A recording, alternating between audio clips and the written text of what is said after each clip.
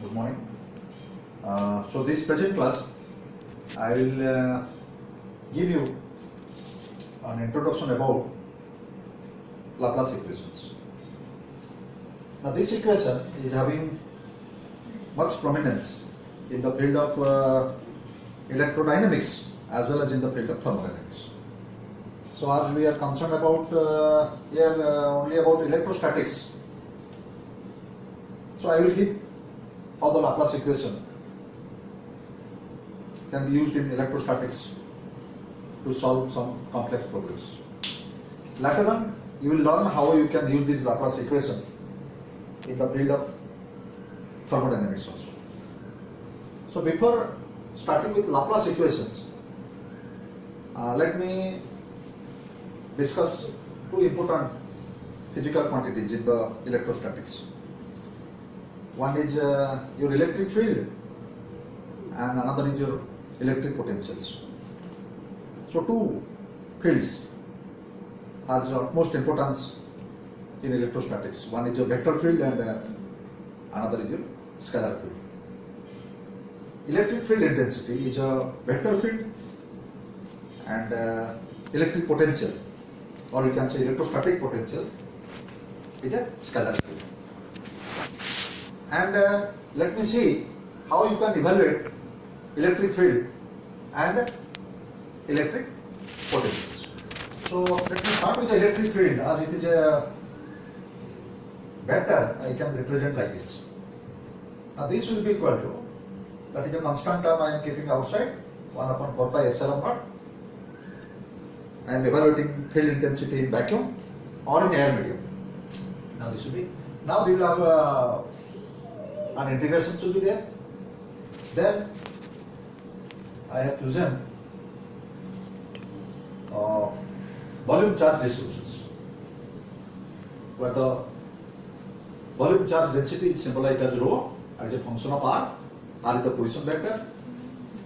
Then if I multiply by a small volume element, that rho r into d tau will give you small volume charge distributions, or small charge, by, that is the mod of the position vector, and this is how you will get the expression for electric field strength.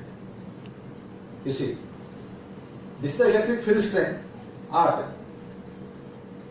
r distance away from a small volume charge distributions. As I have chosen a small volume charge distributions and the small volume is d tau, so if you integrate this over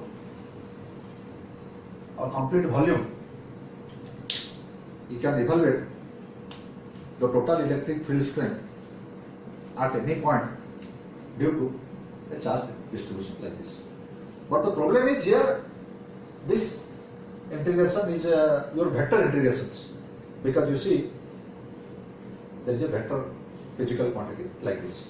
But instead, if you evaluate potential due to the same charge distributions, you will find the expression for potential. Potential is a scalar.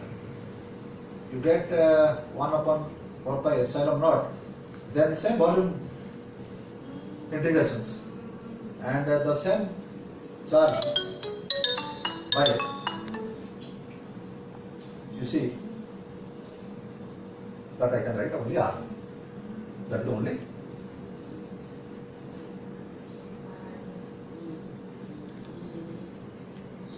modulus I have taken.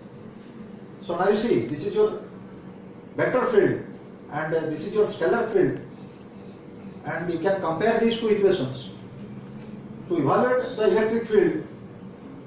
This is a vector integrations, and to evaluate potential field, this is a scalar integrations, and it is a common sense that it is very easy to evaluate the potential as compared to the field, because the scalar integration evaluation is very comfortable. So it is necessary that instead of evaluating electric field, let us evaluate potential first. Very simple calculations will be there. And after evaluating potential, you can evaluate the electric field. So how you can evaluate electric field after evaluating potential? That simple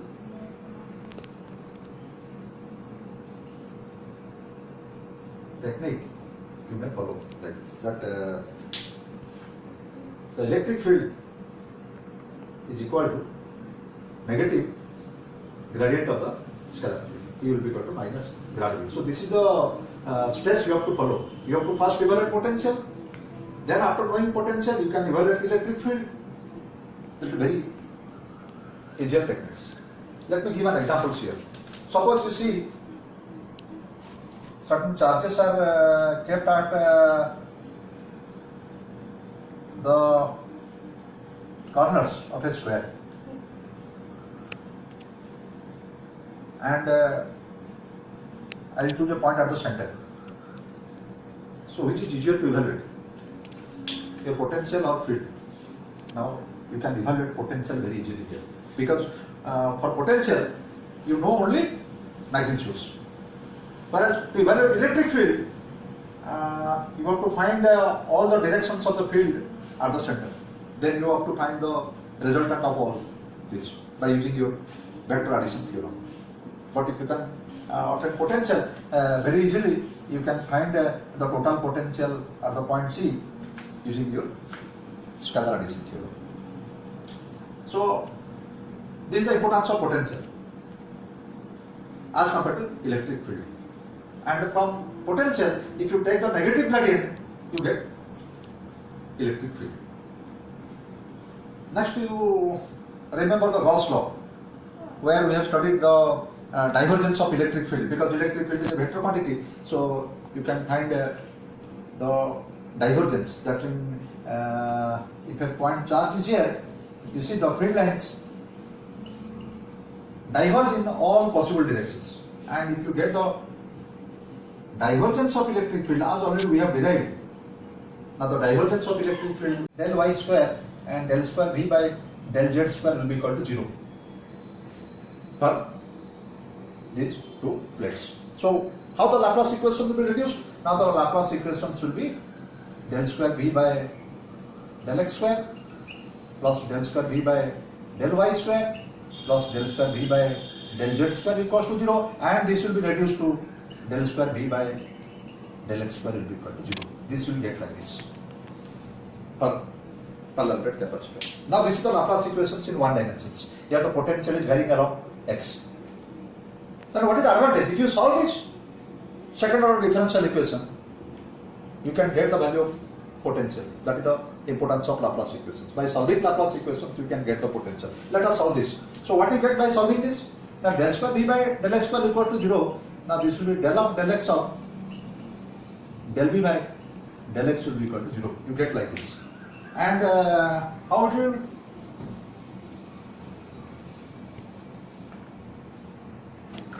Now this will be from here.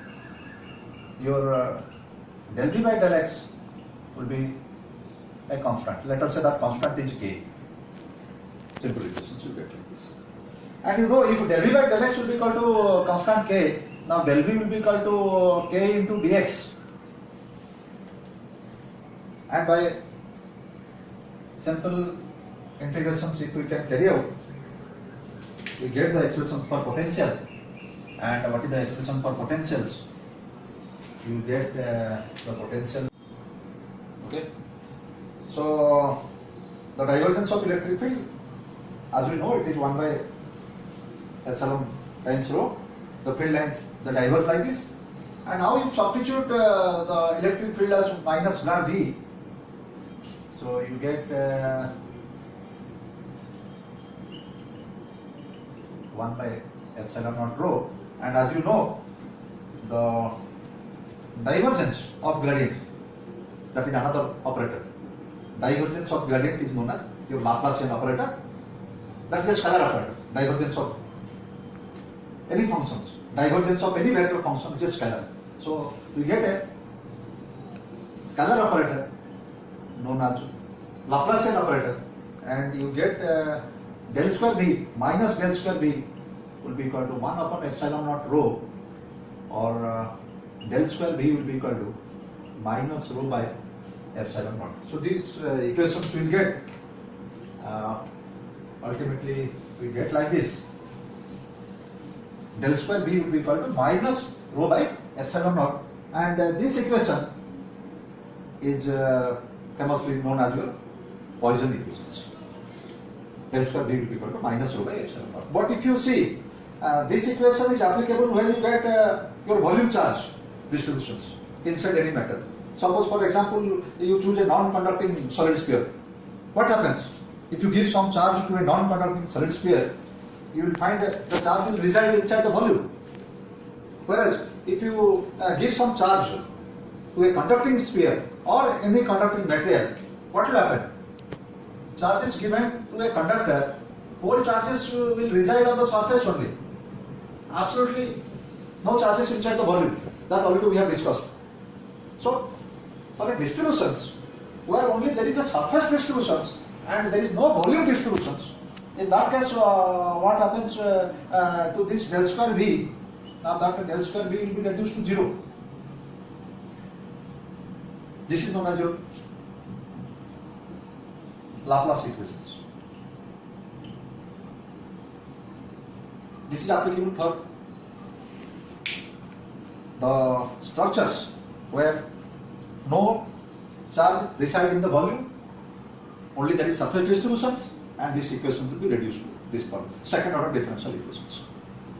Now this equation can be written in Cartesian coordinate systems, can be written in spherical polar coordinate systems, can be represented in cylindrical systems. We will discuss one by one. Let us go to the representation of Laplace equation in the Cartesian coordinate systems, 3 dimensions. So what happens, how this equation will be reduced? Now this equation will be reduced to del square B by del x square, del y square, del z square will be equal to 0. This is a 3-dimensional representation of Laplace equations.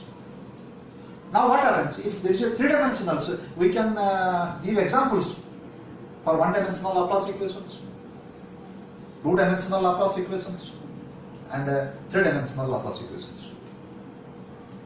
You see, I will give examples and you will learn how the Laplace equations can take in various forms. So this is the standard equations in Cartesian coordinate systems, where all coordinates are involved like this.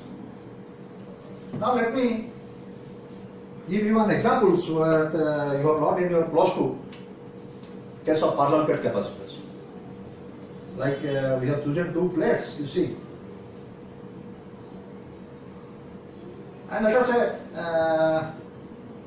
the plates are lying in YZ plane, and the separation between the 2 plates is along x-axis. Okay, the plates are lying in YZ plane and the separation between the 2 plates along x-axis. And as you know, the conductors, these are 2 conducting plates, and conductors are equipotentials. What do you mean by equipotential? We can say the potential is constant at all points of the conductor.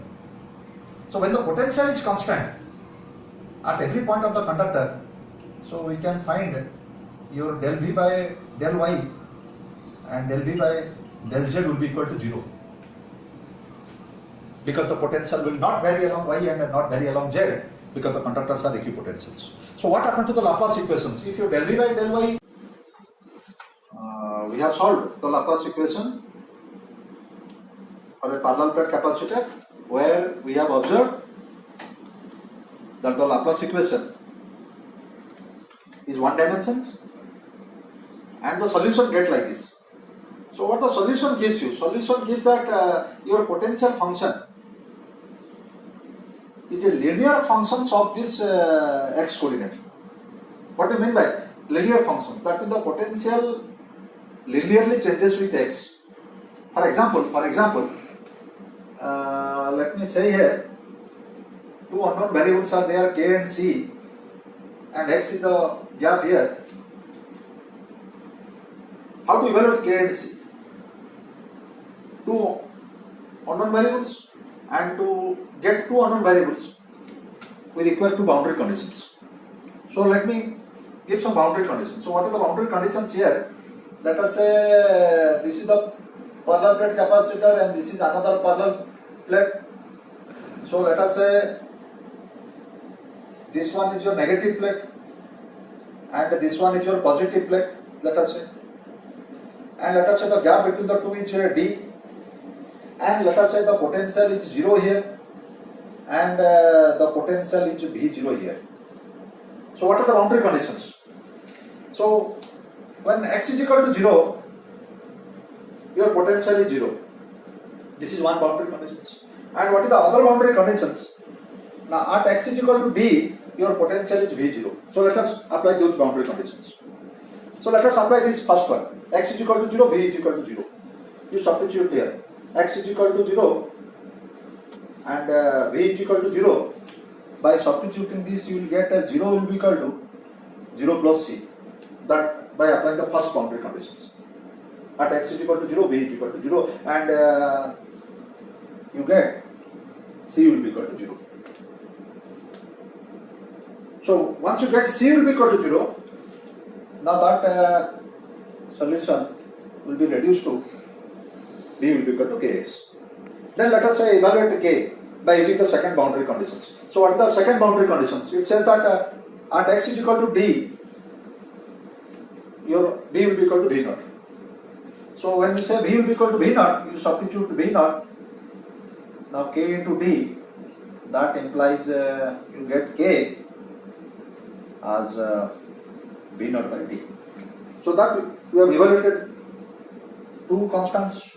One K is V naught by D and another is C will be equal to 0. And let us put all this so we can get the value of potential now. Now the potential will be equal to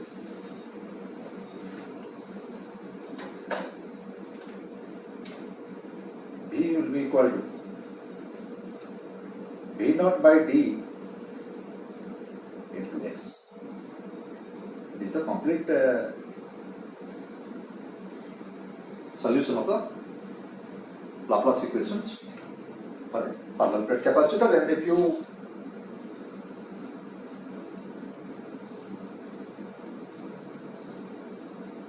represent them at graphically, you will get like this. That means at x is equal to 0, your potential is 0, and at x is equal to D, after D distance, the potential is V0. So what other results you can find? As potential is a continuously increasing functions from the negatively charged plate to the positively charged plate, continuously increasing functions. So one concept you will learn, that there is no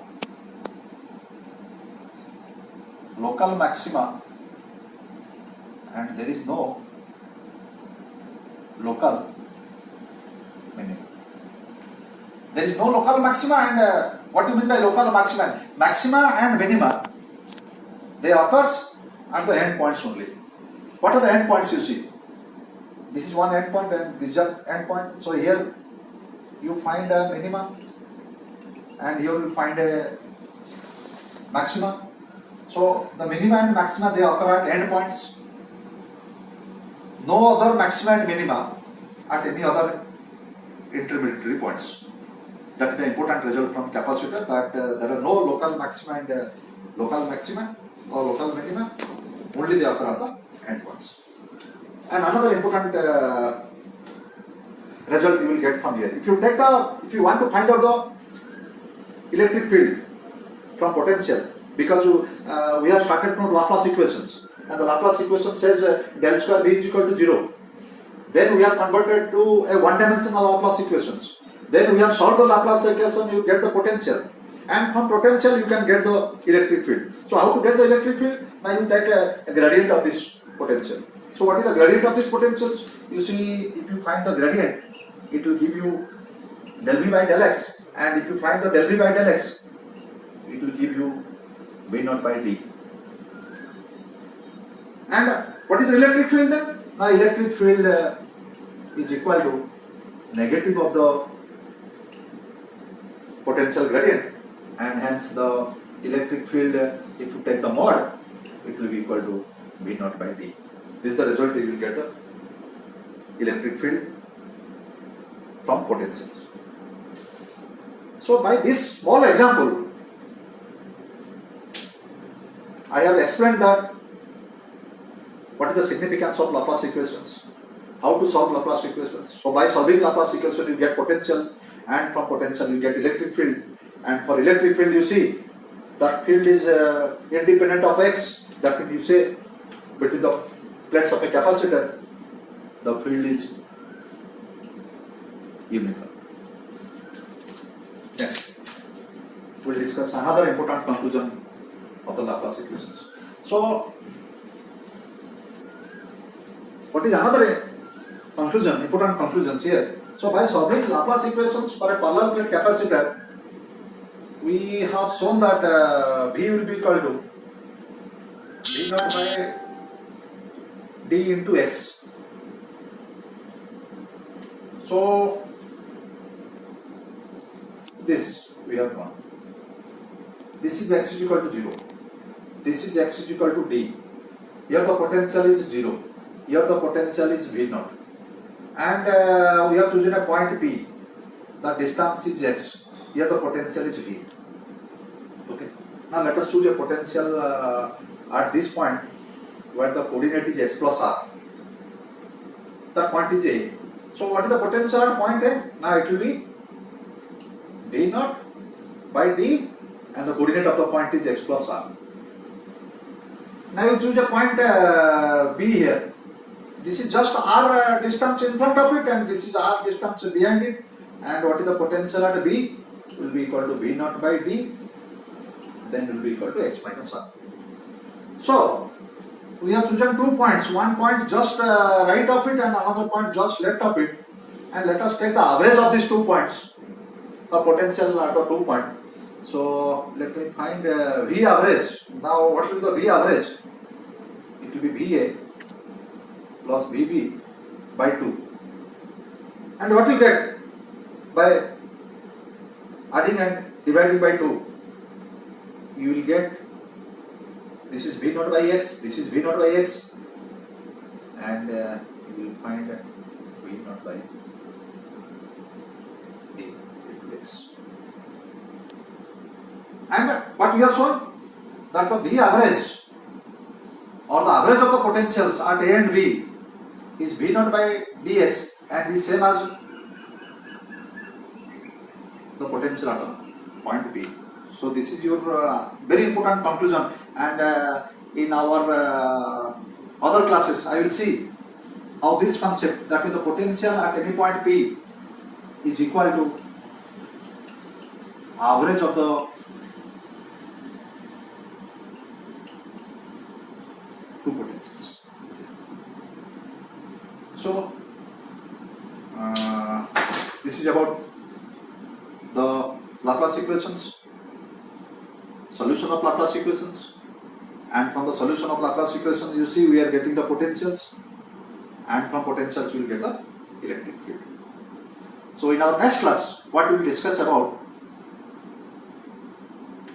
this parallel plate capacitor is an example of Laplace equation in one dimension. So in the next class, I will discuss the examples where the Laplace equations will be in 2 dimensions.